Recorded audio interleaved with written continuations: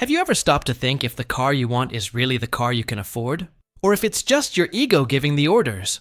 That's an uncomfortable question, I know, but extremely necessary. And perhaps that's exactly why almost no one asks it. The truth is, there's a gigantic difference between the car a person thinks they deserve and the car their budget actually allows according to the 20-4-10 rule. And when that difference appears side by side, unfiltered, it's frightening. Have you ever experienced that? That moment when you walk into the dealership with an idea in your head and leave with a financing plan that makes absolutely no sense for your income.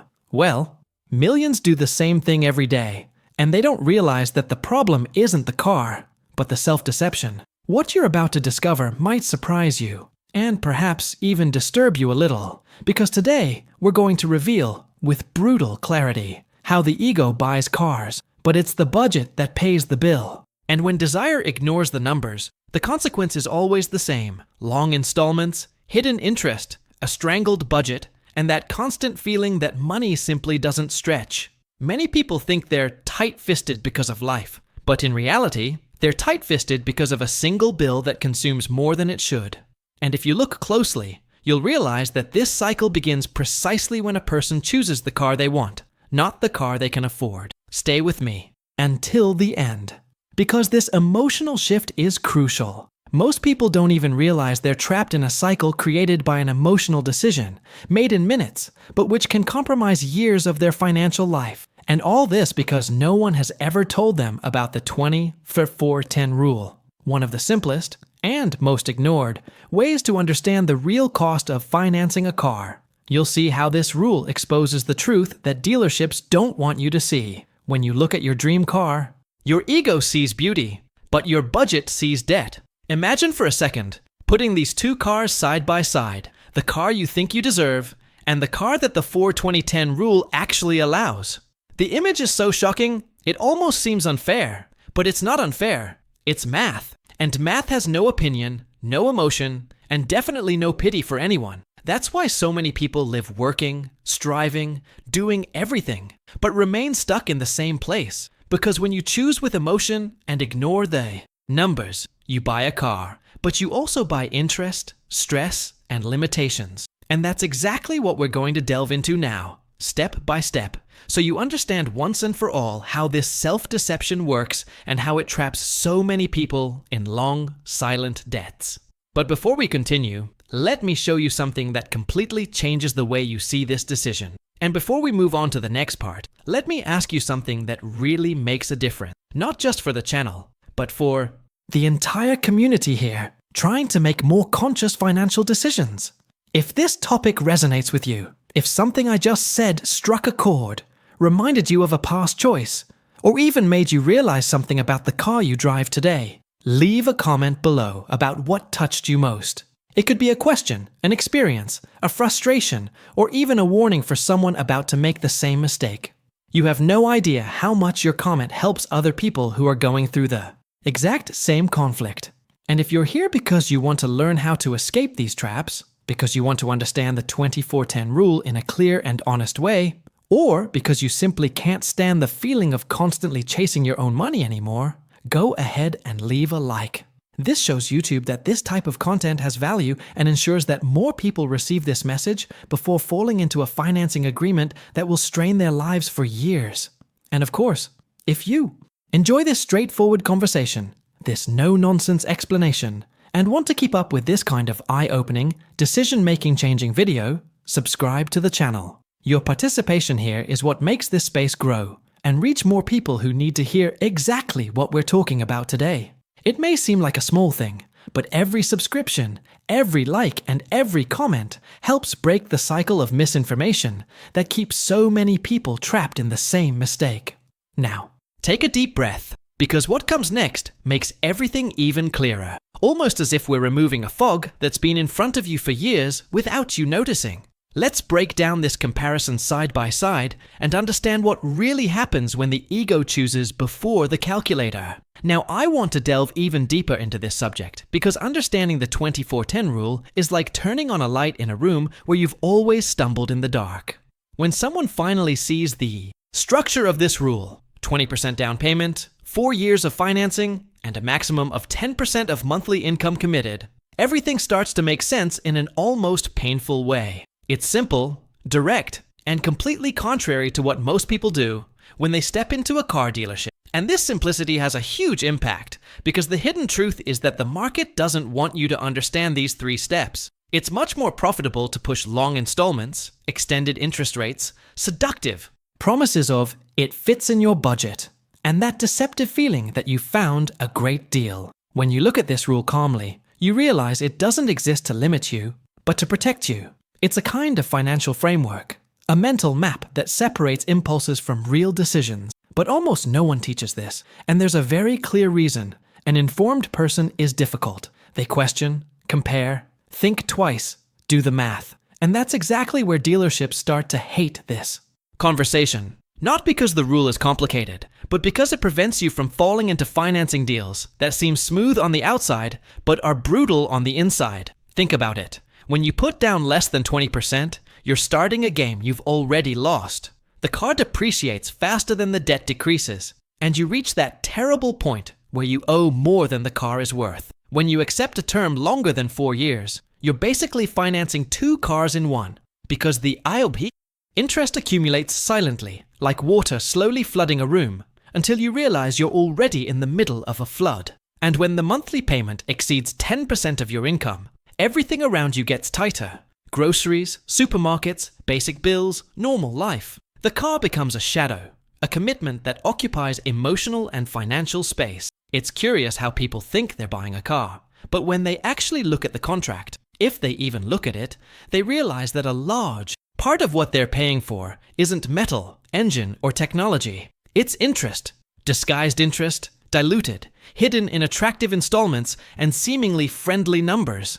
That's why so many people work, pay, dedicate themselves, and yet feel like they're always behind, always running, always suffocated. It's not a lack of effort, it's a lack of strategy, a lack of a mindset prepared to see the real cost behind the emotion. And when you begin to understand this, you realize that the 20-4-10 rule isn't a barrier, it's liberation. It forces you to face what truly fits your current life situation, frees you from self-deception, and gives you clarity. It doesn't matter if the car is simple, if it seems modest, or if your ego screams otherwise. The rule reveals the truth that was hidden beneath desire. And when that truth appears, everything changes. You begin to make conscious, not automatic decisions. You start building a financial journey that makes sense, without noise, without illusion. Comment below. That makes sense to me. Now I want to delve even deeper into this subject, because this is where the transformation truly begins. When you honestly put the car you can afford on one side and the car you desire on the other, something inside you clicks.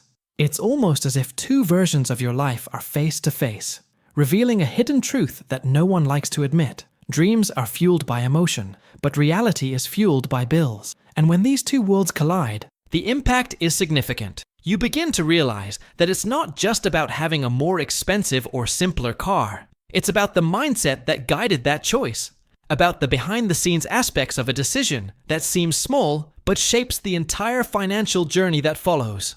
It's curious to observe how income changes everything, and many people don't realize it. A person who earns $3,000 a month and another who earns $10,000 may desire exactly the same car, but the difference lies in what that desire costs each of them. For one, it's just an inconvenience in the budget. For the other, it's a burden that disrupts their entire life. And the most curious thing is that, emotionally, both feel the same impulse.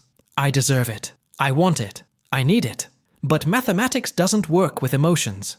It works with limits. And when a person ignores that limit, they put themselves on a path where everything becomes tighter, heavier, more tense.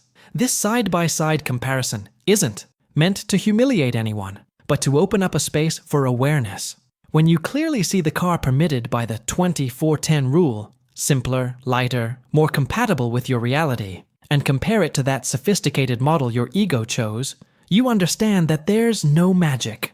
There's only decision. And often, impulsive decisions come loaded with silent consequences. The beautiful car parked in the garage might represent, behind the scenes, sleepless nights, overdue bills, drained mental energy, Missed opportunities. It's a harsh but liberating revelation. And the most striking thing is that when people finally see this difference, it's not the cheaper car that hurts.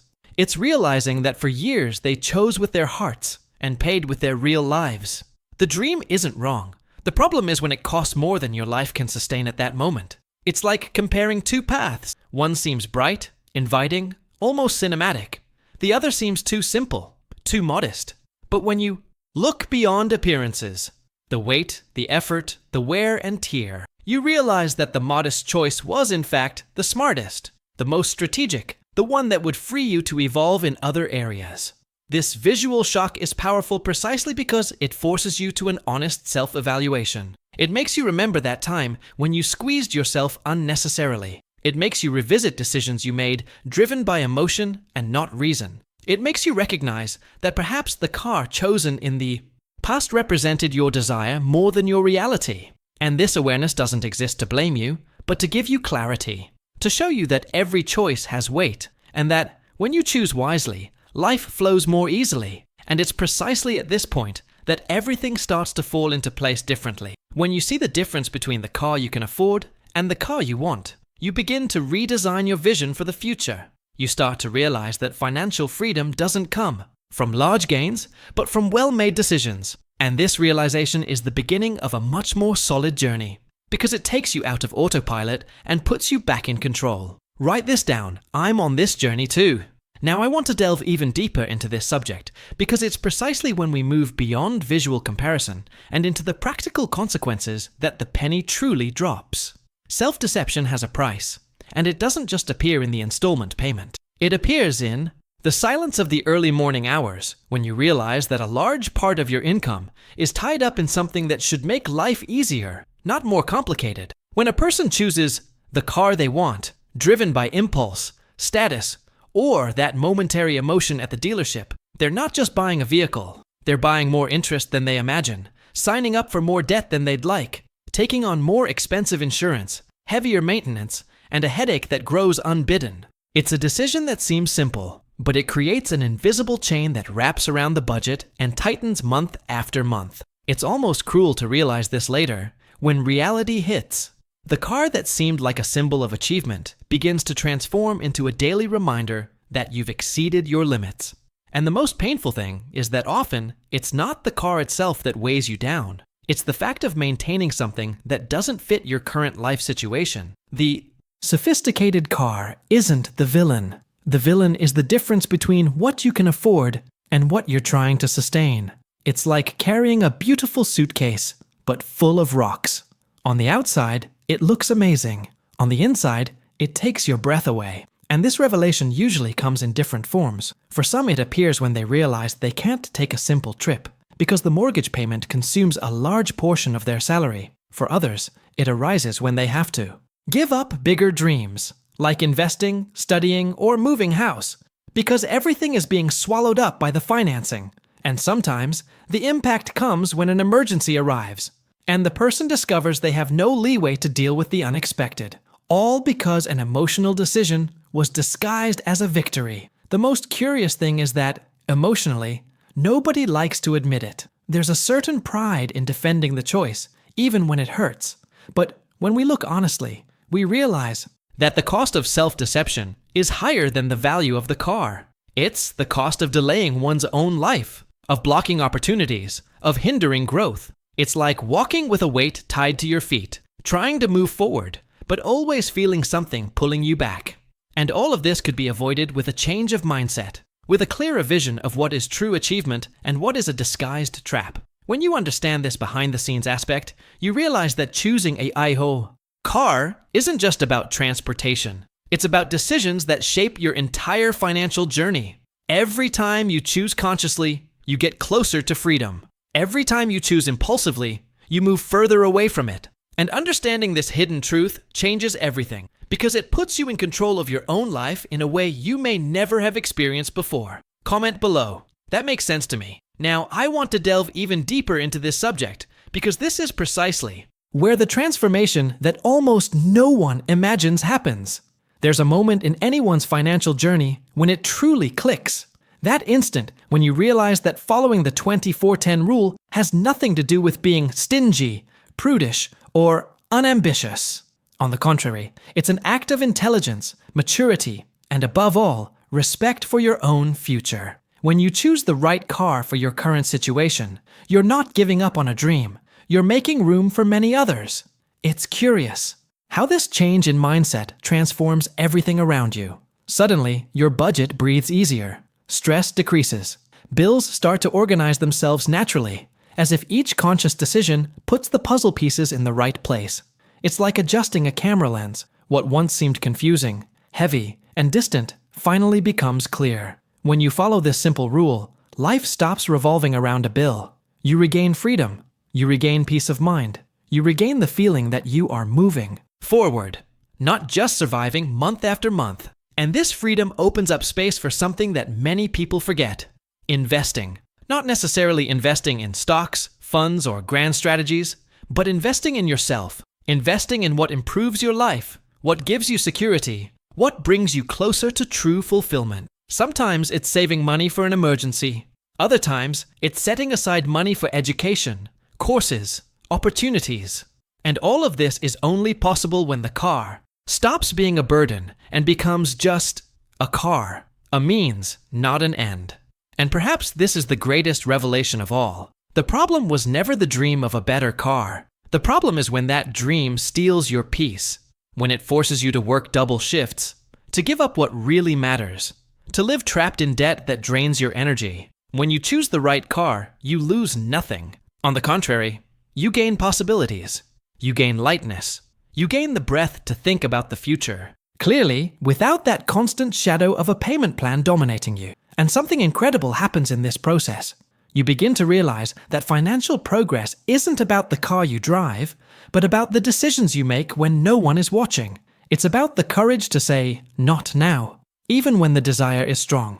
It's about the wisdom to understand that stability is worth more than appearances. It's about the clarity to realize that your entire life doesn't fit within 4 wheels, but it can crumble because of them if you choose wrong. Therefore, when someone puts their dream car side by side with the permitted car and chooses the permitted one, it's not a step backward. It's the first step towards a new story, a lighter, more conscious story, more aligned with what truly builds the future. And this turning point doesn't happen overnight, but begins right here. The moment you look at the numbers and understand that they are not enemies, they are allies. Comment below, "I choose freedom." You know, if you've made it this far, it's because this topic truly resonates with some part of your story. And when we connect like this, sincerely and directly, it makes sense to keep walking this path together. So, if this video gave you clarity, opened up some insights, or helped you see your decisions with more awareness, take this moment and subscribe to the channel. That's how you ensure that this type of content,